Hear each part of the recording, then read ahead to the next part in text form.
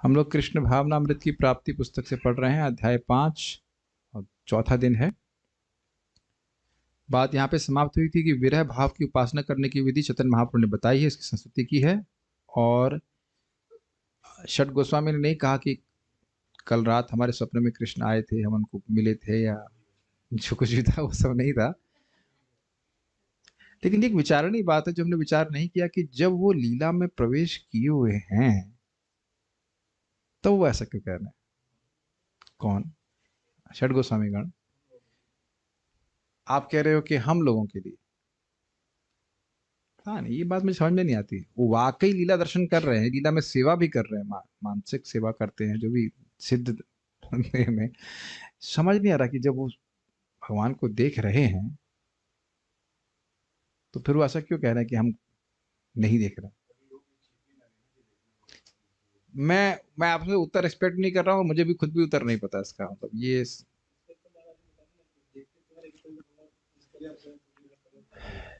आप कह रहे हो कि अगर वो भगवान को देखते हैं फिर भगवान चले जाते हैं तो भी तब भी तो बात हुई ना कि मैंने भगवान को देखा। अब पता नहीं, मुझे इसका उत्तर पता नहीं है, लेकिन ये सत्य है कि षट गोस्वामी गण तो लीला में रहते ही हैं, तो फिर वो ऐसा क्यों अनुभव कर रहे हैं? और महाप्रभु तो स्पष्ट चैतन्य चरितामृत में लिखा है कि वो भगवान कृष्ण की लीला को देख रहे होते।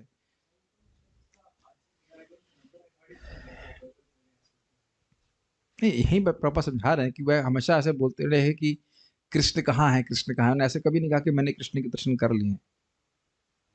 देखिए, एक बात है जो हम लोग एक हिंट ले सकते हैं कि जिसको भगवत प्रेम प्राप्त होता है वो यही कहता है कि मुझे भगवत प्रेम प्राप्त है ही नहीं। प्रेम की क्या गंध भी नहीं है, प्रेम तो छोड़ दीजिए, गंध भी नहीं है।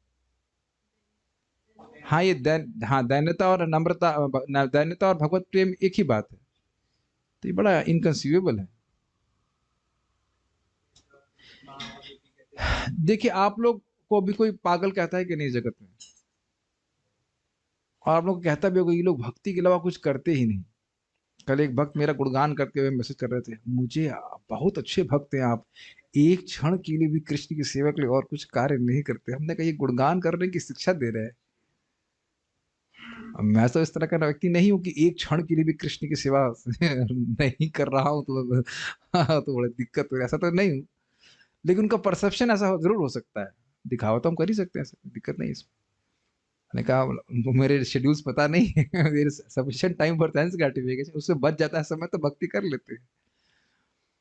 ये बहुत रहस्यमय है, एक्चुअली ये बहुत रहस्यमय है। जैसे हरिदास ठाकुर जी क्यों कह रहे हैं कि हमको नाम में रुचि दे दीजिए?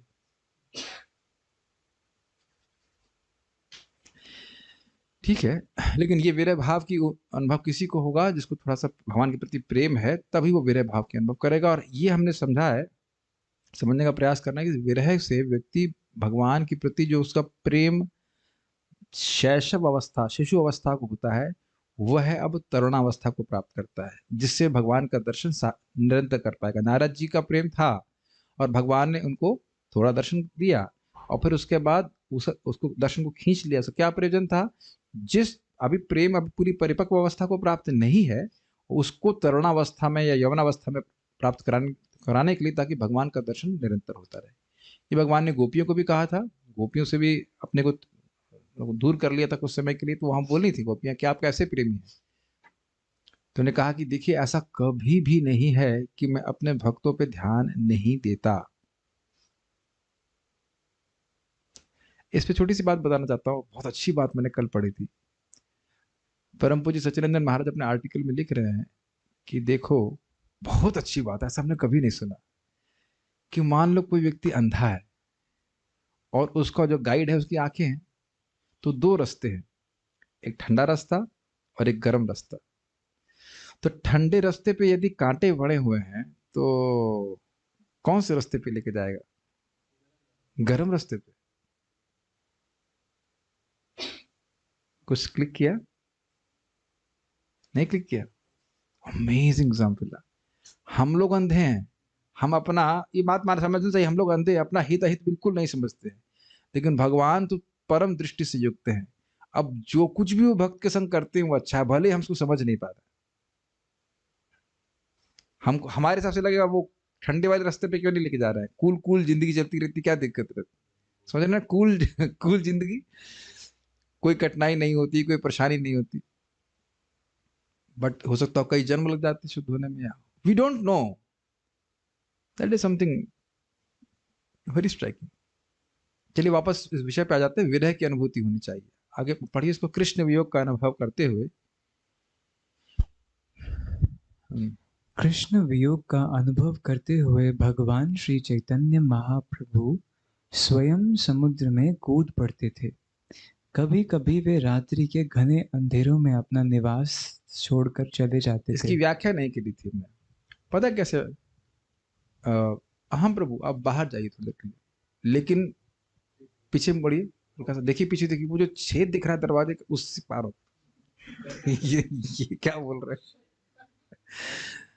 तो गंभीरा में जो दरवाजा का छेद था, उससे महाप्रभु पार कर जाते, इतना उनको विरह होता।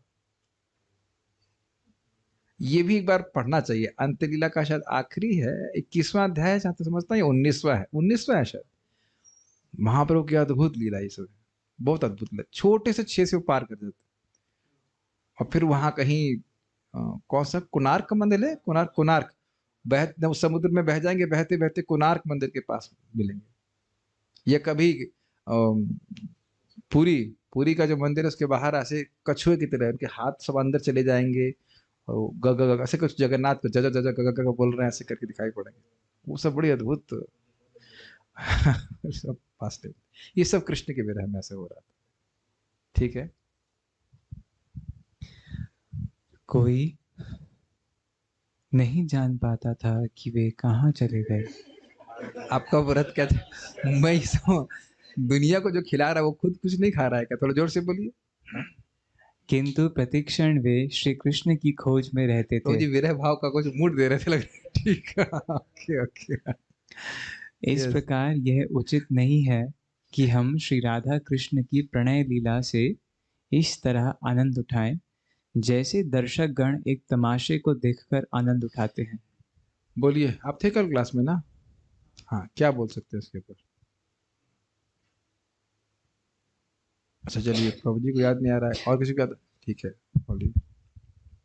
जहाँ तक मुझे याद आ रहा है, जैसे आपने बताया था कि हम मूवी देखते हैं तो अपने आप को वहाँ रखते हैं, वैसे वैसे नहीं देखना, हीरो हीरोइन कैसे रखते हैं ये अपने आप थोड़ा को। समझ में आया था एग्जाम्पल। देखिए, जब हीरो हीरोइन से मिल रहा है, तो सूक्ष्म रूप से हम लोग, जो पुरुष है वो सोचेगा मैं हीरो हूँ, और हीरोइन की जगह स्त्री, जो स्त्रियां को देख रही वो अपने आप को रख लेंगी। इसीलिए जब हीरोइन रोती है तो माता जी रोती है।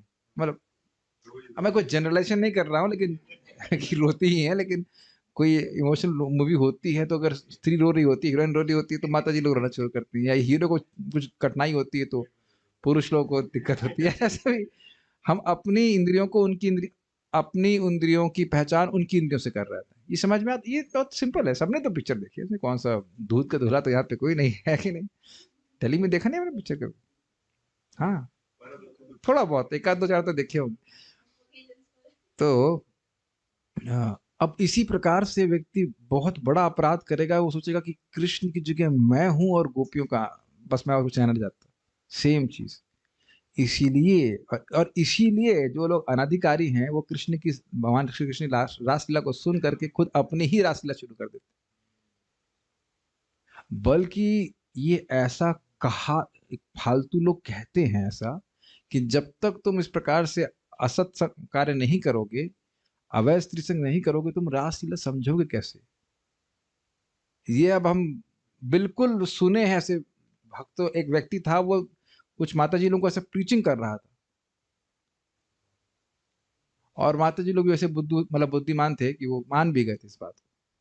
This how foolish people. ये कोई ऐसी बात नहीं ये सब बातें बोली गई हैं, मतलब प्रपा तात्पर्य में समझाया जाता है चेतावत में। इस प्रकार से, किस प्रकार से ये जो अपसंप्रदाय इस प्रकार की बात बोलते हैं। अब उनसे पूछो परीक्षित महाराज को कैसे समझ में आ रही थी? वो तो आजीवन ब्रह्मचारी थे, परम नैष्टिक ब्रह्मचारी, उन्हें कैसे समझ में आ रही थी? और इधर क्या नाम है, परीक्षित महाराज बोल दिया मैंने, क्षमा कीजिएगा, सुखदेव गोस्वामी।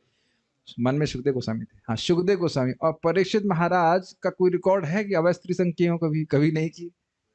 भगवान को साक्षात दर्शन करने वाले व्यक्ति, और जब वो पूरा प्राण त्यागने के लिए बैठे हुए हैं, तब भी क्या इस तरह की बात सुनने वाले अगर कुछ गलत होता है तो योग्यता के आधार पर व्यक्ति को समझना चाहिए। भगवान की रासलीला, जैसे बहुत सिंपल सा उदाहरण दे रहा हूँ। मैंने कहा प्रभु जी को, तनिष्क प्रभु को, प्रभु जी ये प्रोटीन पाउडर मेरे लिए है क्या? कहते नहीं। च्यवनप्राश मेरे लिए है क्या? नहीं। तो मैं कहा प्रभु जी ये तो रसायन है। तो कहते हैं अभी आपका पेट में हजम करने की शक्ति नहीं। समझ में आ गया? है सब रसायन, लेकिन क्या हजम, गलत उदाहरण नहीं दे रहा हूँ, लेकिन हजम करने की शक्ति है क्या?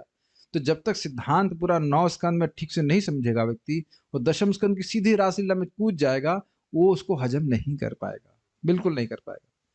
तो इसलिए आवश्यक है कि हम तमाशे की तरह उसको ना समझें। आप लोग तो कर ही नहीं रहे हो, लेकिन कभी कभी सोचेगा कि ठीक है पब्लिक में तो नहीं कर रहे हैं, छुप छुप कर कुछ पढ़ लेते हैं, लेकिन नहीं, पहले भगवत गीता को समझिए, पहले भागवतम को के प्रथम 9 स्कंद ठीक से पढ़िए, पूरा विश्वास होना चाहिए कि कृष्ण भगवान है, तब फिर हम 10th कैंटो पढ़ सकते हैं। ठीक है। अब एक प्रश्न और बन जाएगा कि क्या हम कृष्ण बुक पढ़ सकते हैं? हाँ पढ़ सकते हैं, क्योंकि प्रभुपाद जी कृष्ण बुक को बड़े दार्शनिक रूप से लिखे हैं। प्रभुपाद जी बड़े चातुरता से लिखे हैं। वो कहानी है, लेकिन उसके बीच में फिलोसफी मिला देंगे, फिर कहानी शुरू हो जाएगी। और अगर आप नए डिवोटी हैं तो आप क्या ढूंढेंगे? स्टोरी लाइन क्या है? आपने देखा है नए डिवोटी में से what is the story line, story सुनना चाहता है, और बीच में फिलोसफी आता है, इसको स्किप करो, इसको स्किप करो, what is the next part of the story, ऐसा करके रहता है। लेकिन स्टोरी सुनते सुनते ही बहुत सारा दार्शनिक तत्व समझ में आता है। तो प्रभुपाद जी का कृष्ण बुक आप पढ़ सकते हो, प्रभुपाद जी ने लिखा इसी तरह से। हाँ जी, यस। हमें श्री राधा कृष्ण के वियोग का अनुभव करना चाहिए। हम जितना ही अधिक विरह अनुभव का करते हैं, विरह का अनुभव करते हैं, विरह का अनुभव करते हैं, उतना ही हमें आध्यात्मिक क्षेत्र में अपने को आगे बढ़ते हुए समझना चाहिए। अपनी भौतिक इंद्रियों से हम कृष्ण को नहीं देख सकते, उनका नाम तक नहीं सुन सकते। हम उनकी अनुभूति का प्रारंभ तब कर सकते हैं जब हम भक्ति मार्ग में आगे बढ़ें। वह भक्तिमय सेवा जिह्वा से आरंभ होती है, पांवों, आंख या कानों से नहीं। जिह्वा का उपयोग इस मंत्र के जप, कीर्तन और कृष्ण का प्रसाद ग्रहण करने के लिए होना चाहिए। कल वो डिस्कशन क्लियर नहीं हुआ। प्रभुपाद जी यहाँ कह रहे हैं कि पांव, आंख और कानों से नहीं होती है।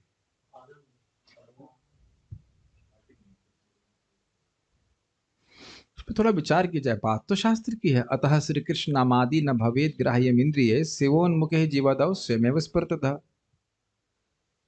और मान लो कोई अकस्मात वृंदावन आ गया तो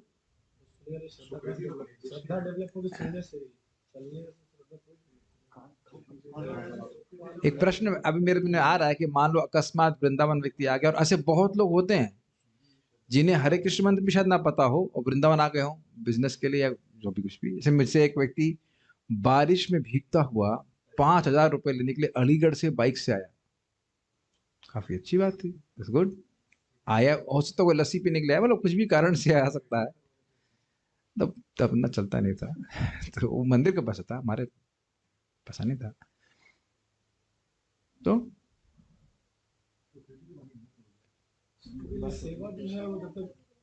पिछले जन्म का एक सोचने वाली बात है। चलिए श्लोक को फिर से देख सोचे। अतः श्री कृष्ण नाम आदि न भवेद ग्राह्यम इंद्रिय। इसको समझें, भगवान श्री कृष्ण के नाम रूप आदि को भौतिक इंद्रियां ग्रहण नहीं कर सकती, ये तो क्लियर है। सेवोन्मुखे जीवादाउ स्वयमेव स्फुरतः।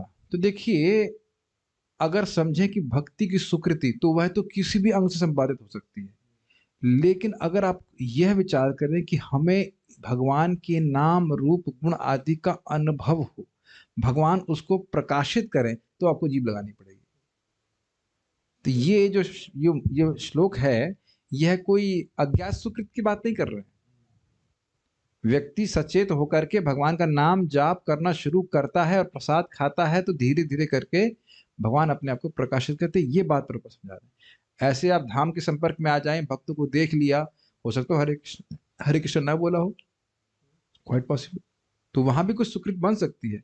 लेकिन अगर आप कहें कि हम चाहते हैं कि हमें रियलाइजेशंस प्राप्त हो भक्ति के, तो आपको जीव को भगवान की सेवा में लगाना। और कुछ कहा गया था जीव के बारे में, जीव की साइज बताया गया था 6 इंच की होती है, कलर बताया गया था। गोलोक का द्वार जरा बताइए क्या है, इससे रिवीजन हो जाए, बहुत गंभीर चीज है। यस, मैंने बताया था, श्रीमती माता जी ने बताया था कि ये जो जिह्वा है ये गोलोक का द्वार है। यदि हम इसका उपयोग करते हैं तो गोलोक जाने के रास्ते। यस, ये भगवत प्रेम का द्वार है। और एक और हमने वन लाइनर बोला था, किसी को याद है? माइक पे बताइए, माइक पे बताइए, सभी लोग सुनेंगे। दूसरा माइक कहाँ? दूसरा माइक भी तो है। I have activated both the mics. हाँ, वही रखने के लिए रखा हुआ है। हाँ बोलिए। प्रभु जी, जब हम महामंत्र जप करने की इच्छा करते हैं तब भगवान हमारी जीवा पे महामंत्र के रूप में प्रकट यस, होते हैं। ये इसका दूसरा अर्थ था कि सेवोन्मुख, जब जीव चाहता है कि मैं भगवान की सेवा करूं, उनका नाम मेरे मुख पे आए, जीभ पे आए, तो भगवान स्वयं हमारी जीभ के ऊपर आ रहे हैं। और कोई शब्द बोल रहे हैं तो उस पर ऐसा नहीं घटित हो रहा, लेकिन भगवान का नाम लेने की क्षमता हमारे पास नहीं, भगवान अपने आप हमारी जीभ के ऊपर आ रहे। It's very good. तो इसलिए बड़ा आदर भाव से लेना चाहिए। और एक और बात बोली थी, एक बहुत स्पेशल हमने वन लाइनर बोला था, वो भूल गए सब लोग। Very good. मेक श्योर और B very careful what goes in and what goes out. भगवान का प्रसाद मुंह में जाना चाहिए अंदर, और भगवान की बात बाहर आनी चाहिए, ये हमें ध्यान देना। तो इस प्रकार से करेंगे तो भगवान फिर अपने आप को प्रकट करेंगे। पढ़िए। इस प्रकार जिह्वा के दो कार्य हैं, और इस प्रकार से इसका उपयोग करके हम कृष्ण का साक्षात्कार कर सकते क्लियर हैं। हुआ? आपको भगवान का अनुभव प्राप्त करना है तो जीव को लगाना ही पड़ेगा, जैसे यहाँ पे बताया गया।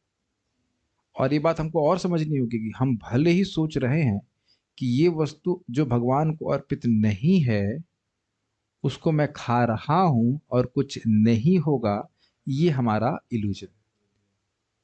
मैं फिर से इस बात को रिपीट कर रहा हूं क्योंकि ये बात भक्तों पे घटित है। हम कुछ ऐसी वस्तु खा रहे हैं जो भगवान को अर्पित नहीं है, तो मन बोलेगा कि कुछ नहीं होगा, देखो खाओ, कुछ नहीं हुआ, देखो कुछ भी नहीं हुआ। लेकिन भगवत गीता 3 अध्याय 13वें श्लोक में प्रभुपाद बड़ा स्पष्ट कहते हैं कि जैसे ही कोई व्यक्ति राइस दाल चावल कुछ भी खा रहा है, भगवान को अर्पित नहीं है, तो वो पाप सान के खा रहा है। याद आ रहा है आपको कुछ?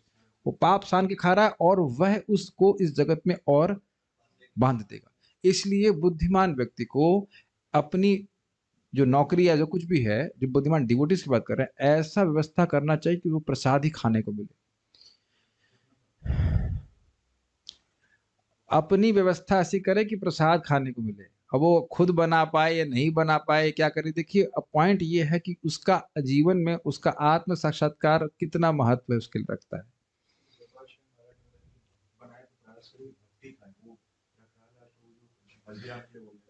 नहीं, भगवान का भक्त बनाए और भक्ति खाए, ऐसा कुछ नहीं। खाया तो कोई भी सकता है कोई सकता है, लेकिन भक्त बनाए। हाँ, मुझे याद है कि हम अनीश प्रभु के साथ में, अनीश प्रभु को मायापुर लेके गए थे, तो हम लोग कुछ प्रसाद शायद नहीं लिए थे, तो फिर पर कुछ भी नहीं था, भूख लगना शुरू हो गई।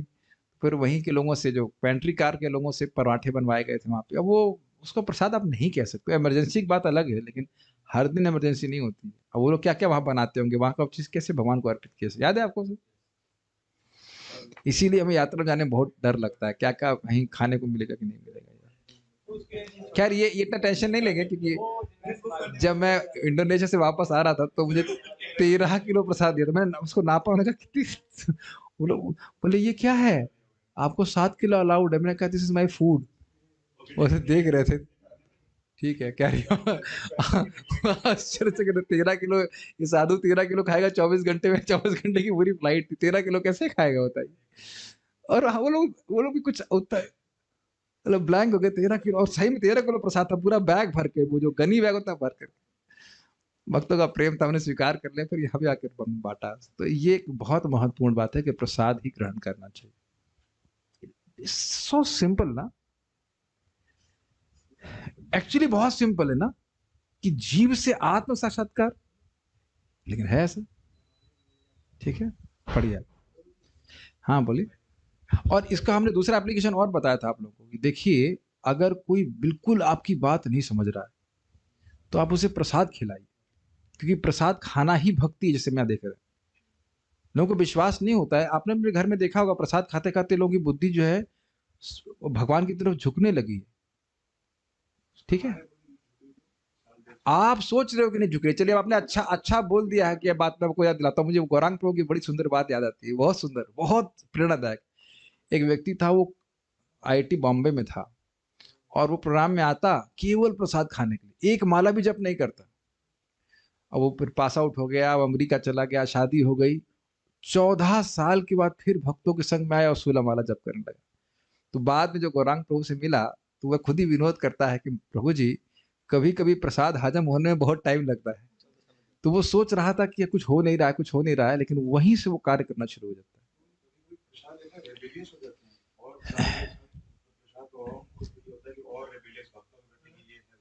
प्रभु जी कह रहे हैं कि प्रसाद खाने से व्यक्ति विद्रोही हो जाता है। अब हम इसके 2 प्रमाण और देंगे आपको। एक 2 कथा और अद्भुत है, रियली बहुत अद्भुत है, ये बड़ी मजेदार भी है। एक व्यक्ति था, भक्त लोग कीर्तन करते हुए जाते, ये ब्राजील की घटना है, और वो इतना एनवियस था, वो टमाटर मारता इनके ऊपर, सब्जी वाला था वो, और भक्त लोग कुछ नहीं कहते, सिर्फ प्रसाद खिलाते कहते। 1 साल प्रसाद खिलाया, अगले साल जो रथ यात्रा हुई तो सारे टमाटर उसने स्पॉन्सर किए। अद्भुत है। मैं एक 2 कथा और सुनाने वाला हूँ। प्रसाद बहुत पावरफुल है। एक और व्यक्ति था, मंदिर के बाहर खड़ा रहता और लोगों को बोलता यहाँ मत जाओ, तुम्हारा दिमाग खराब कर देंगे, ये वो। और भक्त लोग कुछ नहीं बोलते, प्रसाद खिलाते खिलाते 1 साल बाद उसने मंदिर ज्वाइन कर लिया। और ये तो हमारे गुरु महाराज साक्षात बोले थे। महाराज जी कॉलेज प्रीचिंग के लिए जाते और वहाँ कुकिंग क्लासेस करते, वहाँ डायरेक्ट प्रीचिंग नहीं कर सकते थे जब अमेरिका में थे। तो वहाँ का एक पादरी टाइप का कुछ था, वो मतलब पादरी प्लस व्हाटएवर टीचर भी रहा होगा। तो वह भी आता, वो देखता कि क्या कुछ तो ये फिलॉसफी कुछ बोल दे गलत कि हम उसका प्रोग्राम बंद करा दें। हमारा तो बहुत नम्र है, उसको हर बार वो हलवा प्रसाद दिया करते थे। हमारा तो बहुत एक्सपर्ट कुक है, must know that, very expert cook. प्रसाद पा रहा था, फिर एक बार उसने बोला कैसे बनाते हैं, can I have the recipe also. फिर उसने बनाया, फिर कहा कि हमने बनाया तो आप ही की तरह, लेकिन वो टेस्ट नहीं आया। सी नाउ ही इज मेलोइंग। मैंने कहा, फिर महाराज समझाए कि हम इसे बड़ी भक्ति भावना से भगवान को समर्पित करते हैं, भगवान इसे ग्रहण करते हैं। सो इसी ही मेलोड डाउन। तो आपको लग रहा है कि हमारा तो पता नहीं, हो सकता आपका वो विशेष अनुभव हो इस प्रकार का, लेकिन हमारा तो अलग। एक और अद्भुत अनुभव आपको बताऊं अपना। एक मेरा मित्र था, वो हिंदू था, उसने कभी प्रसाद नहीं ग्रहण किया। कहता नहीं नहीं, मेरे चाचा जी बोलते हैं कि इस्कॉन वाले इसमें कुछ मिला देते हैं। तो वह श्रद्धा जो है नेगेटिव तरह से प्रस्तुत कर रहा था। उन्होंने कहा नहीं देखो, यही लड्डू जो भी है, रबड़ी वगैरह, कुछ उसमें कुछ नहीं है, क्या है? नहीं नहीं, कुछ इसमें मिला देते हो तुम। कुछ नहीं मिला दे, कुछ भी नहीं, देखो। तो ये ऐसे कितने एग्जाम्पल हैं। 1-2 लोग हो सकते हैं वो आज रेबेलियस दिख रहे हैं आपको, लेकिन वो सिस्टम में चला गया है। हाँ, मतलब वो दिख नहीं रहा है। जैसे महाराज एग्जाम्पल देते ना उसका, कौन से, बथुए का। तो बथुए का बीज पड़ा हुआ है, तो अब जाड़े में ही फलीभूत होगा, वो गर्मी में नहीं होगा। तो आपने कनेक्ट तो करना चाहिए। हमारे कॉलेज में था प्रभु जी, एक बच्चा एप्लीकेशन लेटर लिखा था आपके। माइक पे बताइए। हमारे कॉलेज में भी एक स्टूडेंट थे, जो आप जब खिचड़ी बनाते थे हॉस्टल में, तो उन्होंने अपोज किया कि यहाँ खिचड़ी नहीं बननी चाहिए। और जब आप गए थे फर्स्ट टाइम, 3 साल बाद वही बच्चा कई 2-3 साल लगातार अपने आप खुद खिचड़ी बनाया वो। बहुत से लोग कॉलेज में जाया करते थे तो वो लोग आते नहीं थे, लेकिन वो कहते खिचड़ी मंगवा लेते हैं 1-2 ना ऐसे करके। It is different. अरे कल ही मैं डांट नहीं सकता हूँ, इन्होंने कहा प्रभु जी आपके लिए खिचड़ी बनाई। एक डब्बा खोला, खाली है। हमने कहा दूसरे में कुछ होगा, दूसरे में भी खाली, तीसरे में था कुछ ठंडी खिचड़ी। खिचड़ी ठंडी थी, but because Prabhu made with so much devotion, it was so tasty. It is different. भक्ति भावना से बनाया गया प्रसाद। आप सबको अनुभव है कि ठंडा भी खाएंगे बहुत अच्छा लगता है। आप लोग महाप्रसाद तो खाते ही, इज इट नॉट? जस्ट एकदम फ्रिज से निकाला हुआ हो, फिर भी आप खाएंगे, आपको बहुत टेस्ट लगेगा। It is different. तो ये चीज मतलब साक्षात ये समझना चाहिए कि बहुत शक्तिशाली है। आप लोग इसको, और मैं आपको अद्भुत कहानी सुनाऊंगा, घटना सुनाऊंगा। अकिंचन कृष्णदास बाबा जी महाराज जानते हैं? वो परमहंस वैष्णव थे।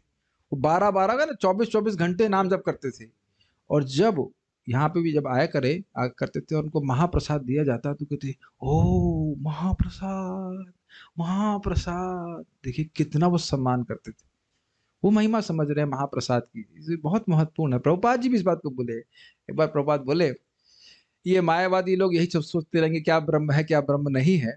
और प्रभुपाद एक रसगुल्ला लिए, महाप्रसाद रसगुल्ला, कहे और हम रसगुल्ला खा के ही भगवान के पास चले।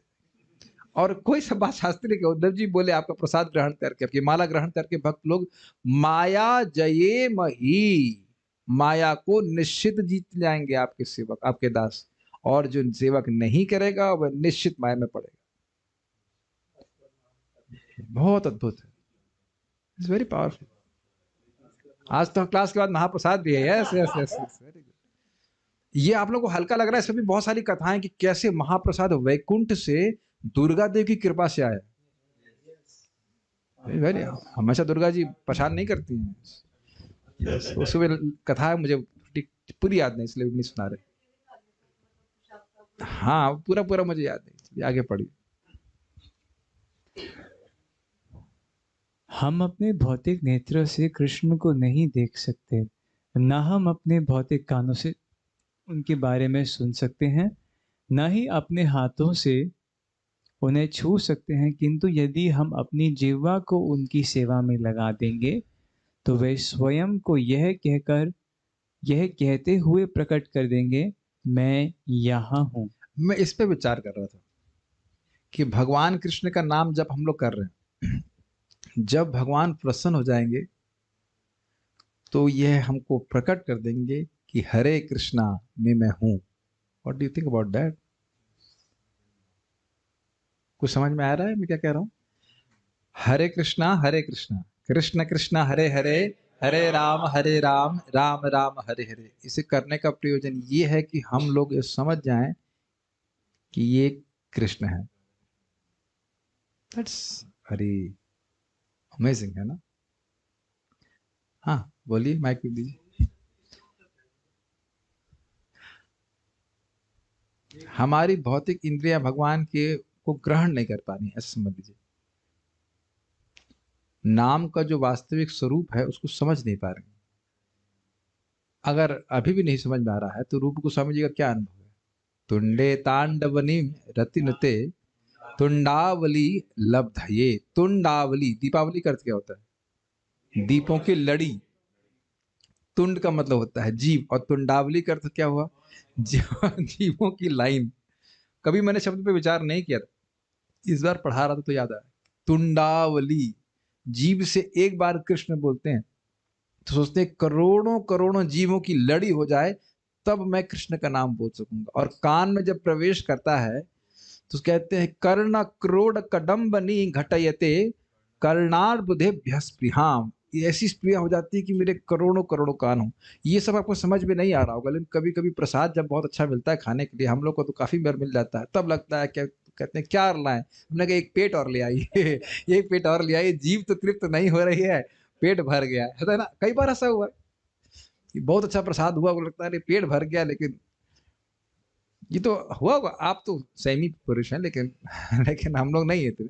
हम लोग को तो कभी कभी हुआ होगा सर, नहीं पेट भर गया लेकिन छोला और जलेबी और सब तो और खाने की इच्छा रह गई। आपको नहीं मिलता सर पनीर? नहीं, पनीर की बात नहीं, जब भी अच्छा प्रसाद ऐसा होता है ऐसे भावना आ जाती है। लेकिन ऐसा कान के से तो कोई दिक्कत नहीं है, कान तो जितना चाहे उतना हरी कथा सुन सकता है। सो मैं यहाँ हूँ। और आप सब भक्तों को मैं समझ रहा हूँ कि जो लोग साधना कर रहे हैं, कभी कभी हल्का सा, like for a fraction of second, Krishna एक ग्लिम्स देते हैं, एक डायरेक्ट परसेप्शन है, होता है कि कृष्ण अपने नाम से भिन्न है, फिर वो खींच लेते हैं उसको। माइक पे बोलिए, कुछ कहना चाहते हैं? माइक दीजिए, वेयर इज द माइक? हाँ यस प्लीज, ऑन कीजिए। कभी उस भावना पे फोकस किया जाता है तो वो चला जाता है। हाँ, अगर हम मतलब उसे it is not in control, मैं खाली ये बोल रहा हूँ वो। और आप कभी देखेंगे भगवान आपको मतलब एनकरेज करने के लिए ऐसे करते हैं, लगता है कि जब करते रहो ना, just keep on chatting, keep on chatting. आप लोग का तो रोज होता है, मैं कभी कभी मिल जाता है। सो इसी कभी नहीं हुआ? कोई बात नहीं, कम से कम नाम तो है। ऐसा हो जाता है। Very nice, it can happen. थोड़ा सा और पढ़ेंगे फॉर 10 मिनट्स एंड स्टॉप। हरे कृष्ण का यह कीर्तन भौतिक प्रकृति की लप लपाती अग्नि को बुझा देता है। नीचे उद्धृत गुरुदेव की स्तुति का भी यही तात्पर्य है। श्री गुरुदेव कृपा सिंधु से आशीर्वाद प्राप्त करते हैं। जिस प्रकार वन में लगी दावाग्नि को शांत करने हेतु बादल उस पर जल की वर्षा कर देता है, उसी प्रकार श्री गुरुदेव भौतिक जगत की धधकती अग्नि को शांत करके भौतिक दुखों से पीड़ित जगत का उद्धार करते हैं। मैं सभी गुणों के सागर ऐसे श्री गुरुदेव के चरण कमलों में सादर नमस्कार करता हूँ। Let us chant this shloka. संसार दावानललीढलोका मया कारुण्या घन घनात्वं प्राप्तस्य कल्याण गुणार्णवस्य वंदे गुरो श्री चरणारविंदम। अब आप ये बताइए, करुणा के सिंधु कौन है? भगवान कृष्ण। और बादल कौन है? श्री गुरु। तो अब ये उदाहरण क्यों दिया जा रहा है? जो बादल है वो अपना जल नहीं लेके आता है, वो जल लाता है सागर से, लेकिन एक्सेसिबल बना देता है। जो लोग सिंधु से बहुत दूर हैं तो उनके लिए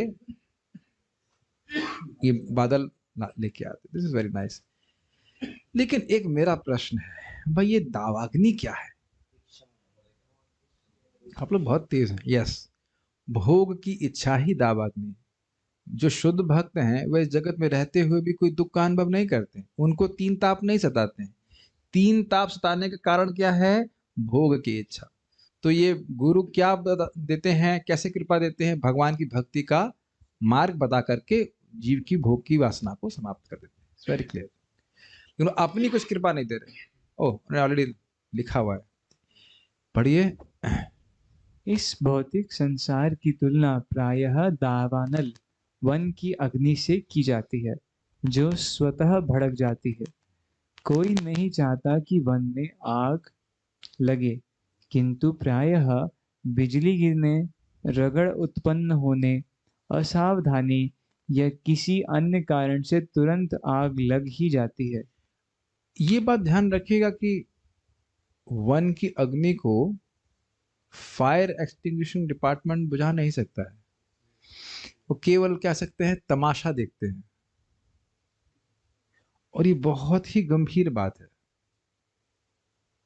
आप सोचिए कि यदि हम लोग भक्ति में नहीं होते तो जिन जिन मानसिक या शारीरिक कठिनाइयों से भी हम जूझ रहे थे, क्या उन समस्याओं का निदान हमारे परिवार वाले या संबंधियों के पास था? और हाँ बोलने से पहले आप विचार कीजिएगा कि देखने का सामर्थ्य है कि नहीं आप में। अगर मैं ये कहूं कि उस दावल के कारण भी वही हैं, तो दुख देने वाले कोई और नहीं, वो रिश्तेदार ही हैं। तो और एक और आप विचार कीजिए, बड़ा कंफ्यूजन है कि लोग झगड़ क्यों रहे हैं। Have you ever thought? आपके घर में कभी, जब आप छोटे रहे हो, ये कभी देखा हो झगड़ा होते हुए? तो छोटे बच्चे तो कंफ्यूज रहते हैं, लोग ना झगड़ क्यों रहे हैं, क्या बात है झगड़ने की?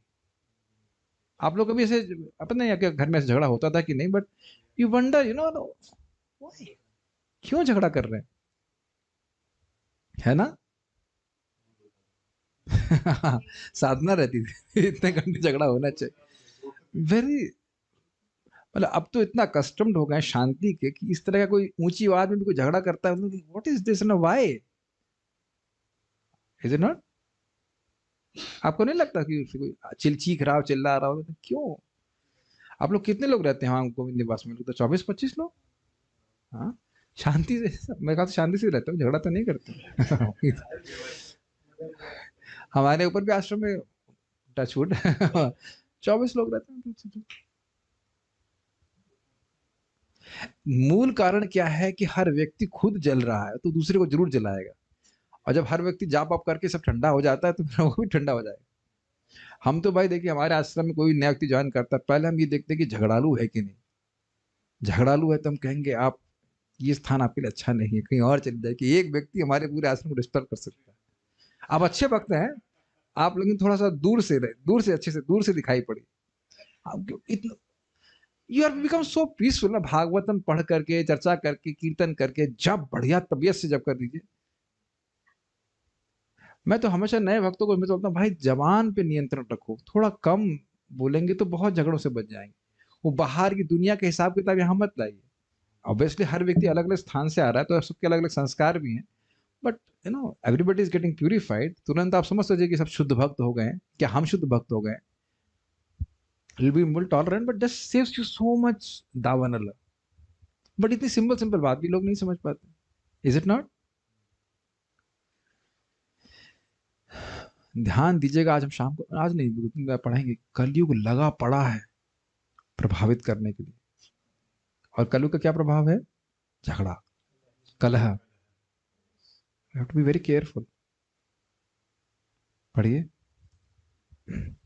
इस उसी प्रकार यह भौतिक संसार अनेक ज्वलंत समस्याओं की आग से घिरा हुआ है। प्रत्येक व्यक्ति यहाँ शांति पूर्वक रहना चाहता है, किंतु परिस्थितियां कुछ ऐसी बन जाती हैं कि किसी के लिए भी शांति से रह पाना संभव नहीं हो पाता। हम वस्तु स्थिति से सामंजस्य स्थापित करने के लिए कई प्रकार से घोर संघर्ष करते हैं, किंतु प्रकृति के नियम इतने क्रूर और भयावह हैं कि हमारी आशाओं और योजनाओं के बावजूद भी इस भौतिक जीवन की समस्याओं की भीषण अग्नि विद्यमान ही रहती है। ये समझ में आ रहा है? भौतिक प्रकृति जीव को दुख क्यों दे रही है? क्योंकि वो भगवान से विद्रोह किया हुआ है। अब जरा विचार कीजिए, कितनी हास्यास्पद है स्थिति। जीव भगवान से विद्रोह किया है और माया देवी से मांडवली करना चाहता है। मांडवली का मतलब होता है समझौता, कि ऐसा करते हैं हम लोग सेटलमेंट कर लेते हैं और हम लोग शांति से रहेंगे। यही बात बोल रहे हैं कि किसी तरह एडजस्ट करने का प्रयास कर रहा है कि थोड़ा सा एडजस्ट करके रह लेते हैं, भगवान को पिक्चर मत लाइए आप। और जब तक ये विद्रोह की भावना भगवान से बनी रहेगी, माया कभी संतुष्ट नहीं रहने देगी, उसको शांत नहीं रहने देगी। एक के न बाद एक कुछ न कुछ आदि दैविक, आदि भौतिक, आध्यात्मिक कष्ट देते रहेगी। अब थोड़ा विचार कीजिए, मुझे पता नहीं रूस का विघटन कब हुआ है, 1990 के अराउंड। वही कुछ पढ़े जीके के, पुराना हो गया न्यूज। हाँ, 91। उससे पहले तो वो लोग सोच रहे थे कि हम लोग सब संगठित रहेंगे और पूरे विश्व पे कब्जा कर लेंगे, जो कुछ भी कर लेंगे। और अब देखिए वो लोग आपस में लड़े मरे जा रहे। कुछ शांति है? और आप देख सकते हो वो लोग कितने असहाय हैं कि उनके लीडर्स तक को ये पता नहीं है कि you cannot put state in the center, you have to put Krishna in the center, then we can be happy. और वही देखिए रशिया के जो भक्त हैं, जो अलग अलग स्थानों में रह रहे हैं, उनका सब में प्रेम है। एटलीस्ट गोली तो नहीं मार रहे किसी। कितना किसी को दर्द होगा ना, किसी का बम गिरा दीजिए, बेचारा मर जाए या उसका शरीर छत पे छत हो जाए। It's very gross. हम लोग को लगेगा ऊपर से मार दे हमको, मतलब उन लोग को लगता है ऊपर से मिसाइल मार देंगे, दर्द नहीं होता है किसी को। और उसके पहले क्या, इधर कौन से 2 देश लड़ रहे थे, पता नहीं कौन थे, नाम भूल गया, कौन से, अजरबैजान और पता नहीं क्या, सबकी जान निकली हुई जा रही है। जस्ट और प्रश्न बना रहेगा ना कि क्यों झगड़ा कर रहे हैं, क्यों झगड़ा कर रहे हो, क्यों झगड़ा कर रहे हो। और भारत चाइना भी झगड़ा, हर जगह झगड़ा चल रहा है। See it is because of कलयुग। तो जब तक भगवान को अलग रखे रहेंगे, कभी माया शांत नहीं बैठने देगी। और अद्भुत बात यह है कि बद्ध जीव को प्रेरित भी करती रहती है, कन्विंस करती है, तुम इस बार तुम्हारी प्लान जरूर असफल हो गया है, लेकिन अब बस तुम थोड़ा सा एडजस्टमेंट, मतलब यहाँ गलती रह गई थी, ये ठीक कर दोगे तो सही हो जाएगा। और इसको और पीछे जाएंगे, सन कब, 1919 में प्रथम युद्ध शुरू हुआ था। हाँ, खत्म हुआ था। और उन्होंने कहा नहीं बहुत हो गया, बहुत युद्ध हो गया, अब तो ना तौबा तौबा तौबा, अब और कोई युद्ध नहीं करना है। और कौन सा लीग ऑफ नेशन बनाया गया, और सन 1939 में फिर 20 साल का फिर द्वितीय महायुद्ध शुरू हो। बताइए, सोल्यूशन नहीं मिल रहा है ना। ओह, मैं उदाहरण सोच के नहीं आया था, प्रभु उदाहरण दे रहे, इसको पढ़ के रखेंगे। पढ़िए। उदाहरण के लिए इस शताब्दी में हमने युद्ध की अग्नि को शांत रखने का प्रयत्न किया है, किंतु यह संभव नहीं हो सका है। प्रथम विश्व युद्ध हुआ और तब द्वितीय महायुद्ध को रोकने के लिए एक राष्ट्र महासभा, लीग ऑफ नेशंस बनाई गई। कनेक्टेड somehow, that is परमात्मा। किंतु उसके प्रयत्नों के बावजूद भी द्वितीय महायुद्ध होकर रहा। अब युद्धों को रोकने के लिए एक संयुक्त राष्ट्र संघ बना है, किंतु वियतनाम, मिस्र, पाकिस्तान और अन्य देशों में युद्ध हो रहा है। कोई भी तीसरा विश्व युद्ध नहीं चाहता, किंतु वह निकट ही दिखाई देता है। यह संभव नहीं है कि वन की भीषण आग को बुझाने के लिए अग्नि संयंत्र, फायर ब्रिगेड या पानी की बाल्टियां लेकर कुछ मनुष्य भेजे जाएं। Now that would be really funny, you know. पूरे जंगल में आग लगी, चलो बाल्टी लेकर के हम भिजा रहे हैं, तो आप समझ सकते हैं कि अपने प्रयास से कुछ नहीं होगा. Just finish this. Yes. धू धू करके जलती हुई जंगल की आग को बुझाने के लिए प्रचुर जलराशि चाहिए। दूसरे शब्दों में, दावानल को शांत करने के लिए एक ऐसा प्रबंध होना चाहिए जो मानवीय प्रयत्नों से परे हो। जब वन की अग्नि के ऊपर कृपामय मेघ हो और बादल फट जाए और वह मूसलाधार वर्षा करे, तो वह धड़कती अग्नि तुरंत शांत हो जाती है।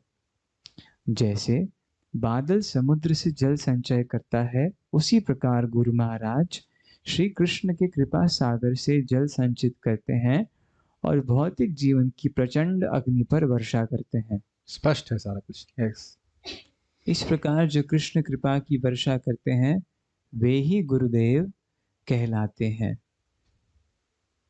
एक लाइन और पढ़िए इसी आग के बारे में. हाँ, वैदिक साहित्य में कहा गया है कि कृष्ण भावनामृत के दिव्य विज्ञान को समझने के लिए हमें समस्याओं की इस भीषण आग को बुझाने का ज्ञान प्राप्त करना चाहिए। यहाँ पे हम रुकेंगे. अब बात यहाँ पे आ रही है कि समझने का प्रयास कीजिए. गुरु कृपा करते हैं, और गुरु कैसे कृपा करते हैं?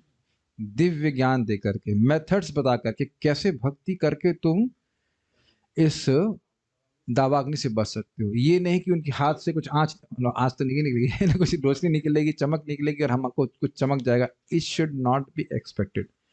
एक प्रमाणिक गुरु. और कब व्यक्ति जाता है? जब उसको अनुभव हो कि ये जगत दुख का घर है. अब कठिनाई यह है कि प्राय लोग ऐसा नहीं अनुभव करते हैं, तो इसलिए भक्त लोग पहले प्रीचिंग करके उनको समझाते हैं कि कैसे जगत दुख का घर है, और फिर आगे जाकर के वो भक्ति और प्रवृत्त होते हैं. ये भी इंटरेस्टिंग है. लोग जल रहे हैं, उनको ये भी पता नहीं कि वो जल रहे हैं, कन्विंस भी नहीं होते. इतना बुरा तो नहीं है. एक व्यक्ति थे, उनको कोलाइटिस था और डायबिटीज भी था और बहुत सारी परेशानियां थी. उनका तो आप संतुष्ट? हाँ, हम तो ठीक है, कोई दिक्कत नहीं. बचा क्या है बताइए शरीर में जो ठीक रह गया? I'll just see if there's a comment and then we'll stop. प्रेम में कभी संतुष्टि नहीं होती, इसलिए विरह का ही अनुभव करते रहते हैं. पता नहीं, हमको नहीं पता. ओके, पंजाब दर्शन के लिए गए थे, ठीक है. माया भक्तों को क्यों परेशान करती है? हम तो भगवान से विमुख नहीं हैं. हम तो भगवान से विमुख नहीं हैं. अच्छा, अब नाम तो नहीं रख रहे, लेकिन वीडियो में तो आपका बॉडी दिख रहा है. ये जो बॉडी है, इज इट नॉट ये मटेरियल बॉडी? ये दिखा रहा है कि माया सामत, लेकिन माया से प्रेम करते हैं, ये बॉडी दिखा रहा है. तो इसलिए ऐसा नहीं सोचिए. भगवान से विमुख नहीं होते तो जगत में क्यों होते? भाई मान लीजिए कोई जेल में हो, जेल की वर्दी भी पहना हुआ, जेल की वर्दी मतलब सिपाही वाली नहीं, जो स्ट्राइप वाले, और फिर कहे कि मैंने कुछ नहीं किया. तो तुम क्या मॉर्निंग वॉक करने के लिए आए थे यहाँ पे जेल में? मॉर्निंग वॉक करना है. यहाँ हम लोग सब लोग हैं, मतलब भोग की इच्छा है. But the good thing is Krishna is seeing कि हम प्रयास कर रहे हैं उनकी भक्ति करने के लिए. I end with a very nice quote. मैं मॉर्निंग में बोल रहा था फिर से कि a vision of future is gives more strength than the past which we want to forget. तो हमारा भूत कुछ भी रहा, बुरा ही रहा है, भगवान की भक्ति नहीं किए हैं, जो कुछ भी रहे, भोग किया है, जो कुछ भी किया है, लेकिन भविष्य क्या है कि हम भगवान की भक्ति करेंगे तो भगवान के धाम की हो जाएंगे. इधर दृष्टि रखना चाहिए. सारा जो कचरा जो कुछ भी है वो सब समाप्त कर देगी भगवान की भक्ति. सारी अग्नि पे एकदम ठंडा कर देगी. और एक और पॉइंट जरूर पे कहना चाहता हूँ, आपने ध्यान नहीं दिया होगा, शायद मैंने भी नहीं बोला. दावाग्नि में अग्नि बहुत बड़ी दिख रही है कि नहीं? और कारण क्या है? हर पेड़ जल रहा है. तो हम सामूहिक रूप से अग्नि को बहुत बड़ा देख रहे हैं, लेकिन समझना चाहिए कि हर पेड़ जल रहा है, इसलिए इतनी बड़ी अग्नि दिख रही है. Does it make sense? Solution भी समझ में आ रहा है. हर व्यक्ति अगर व्यक्तिगत रूप से ठंडा हो जाएगा तो ये अग्नि भी पूरी तरह से ठंडी हो जाएगी. तो एक एक व्यक्ति को हमें मदद करनी चाहिए, उसके हृदय की जो अग्नि है वो ठंडी हो, भगवान का नाम जप करे। जितना जाप करेंगे, जितना भागवत सुनेंगे, भगवान की भक्ति को अच्छे दृढ़ता से पालन करेंगे, अपने जीवन में आप राहत अनुभव करेंगे। Don't think there are any questions. Okay, no question, so चलो स्टॉप हियर। श्रील प्रभुपाद की जय। ताई गौर प्रेमानंदे।